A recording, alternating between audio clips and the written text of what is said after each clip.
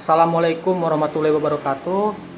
Ini adalah video UAS untuk sistem informasi informatika.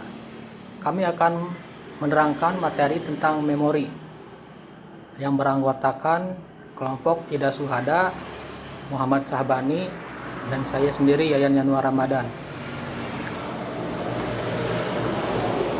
Yang pertama, penjelasan tentang memori. Memori biasa disebut media fisik atau memori internal adalah media yang menyimpan data atau informasi sementara pada komputer.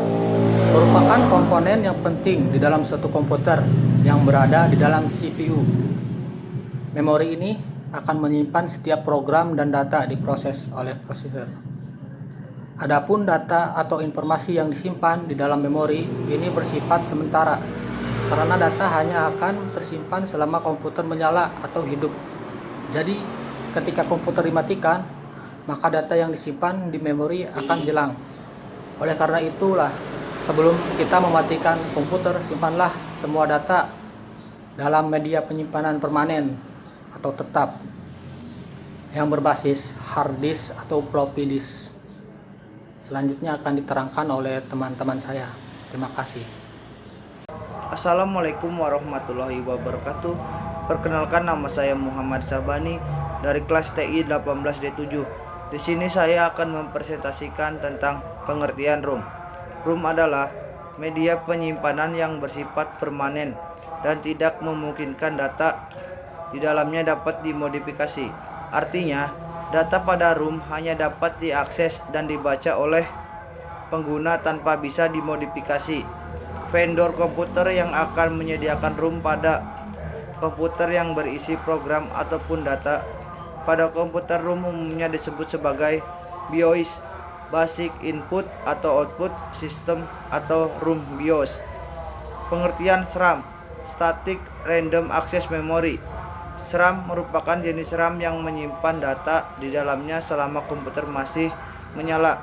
Berbeda dengan RAM yang perlu disegarkan secara periodik. Kemampuan tersebut dikarenakan SRAM dirancang menggunakan transistor tanpa kapasitor. Pastinya SRAM lebih mahal dan lebih cepat dibandingkan dengan RAM. Pengertian RAM, Dynamic Random Access Memory. RAM merupakan jenis RAM yang banyak digunakan di dalam komputer sebagai memori utama yang harus disegarkan oleh CPU secara berkala agar data di dalamnya tidak hilang. RAM ini lebih lambat dari SRAM, Static Random Access Memory. Pengertian SDRAM, Synchronous Dynamic Random Access Memory. SDRAM adalah jenis DRAM atau memori komputer dinamis yang termasuk memori komputer kategori solid state yang lebih disinkronisasi oleh clock system di mana kecepatannya lebih tinggi dari RAM. Pengertian CMOS, Complementary Met Oxide Semiconductor. CMOS adalah sebuah chip atau rangkaian terintegrasi yang digunakan di mikroprosesor RAM, statis, pengontrol mikro, dan sirkuit logika digital lainnya. CMOS sendiri merupakan bagian dari ROM. Sekian presentasi dari saya. Wassalamualaikum warahmatullahi wabarakatuh. Ya, di sini saya akan melanjutkan pembahasan dari teman saya yaitu Bani. Langsung saja saya akan menjelaskan fungsi memori.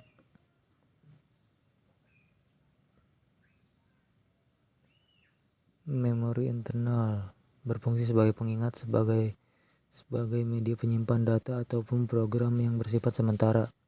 Dengan kata lain, jika komputer mati, maka data pun akan hilang.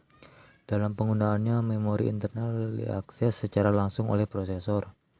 Adapun fungsi utama dari memori internal adalah menyimpan data dari peranti masukan sampai data dikirimkan ke ALU, yaitu Arithmetic and Logic logis unit untuk diproses lebih lanjut, menyimpan daya hasil proses ALU sebelum dikirim ke peranti keluaran, menampung instruksi ataupun program dari peranti masukan ataupun dari peranti pengingat sekunder.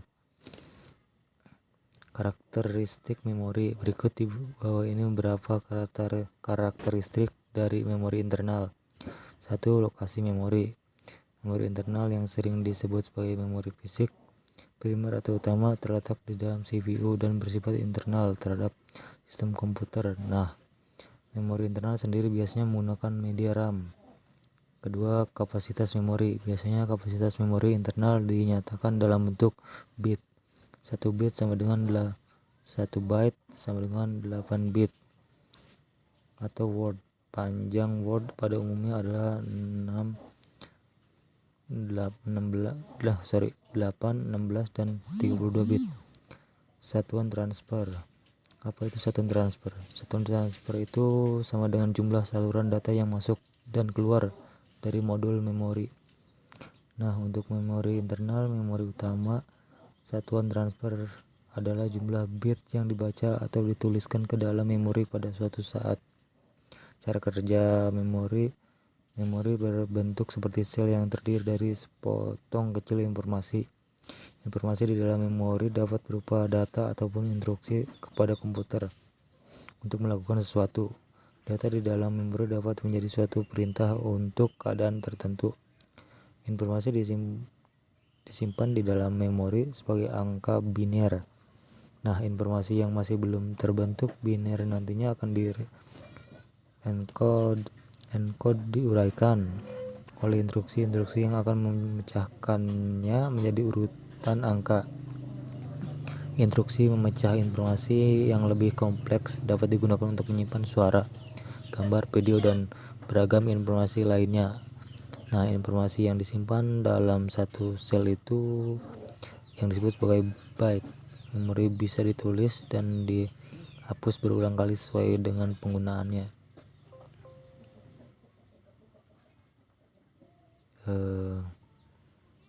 Itulah penjelasan dari kelompok kami. Mohon lebihnya dimaklumi. Dan sekian dari kelompok saya. Wassalamualaikum warahmatullahi wabarakatuh.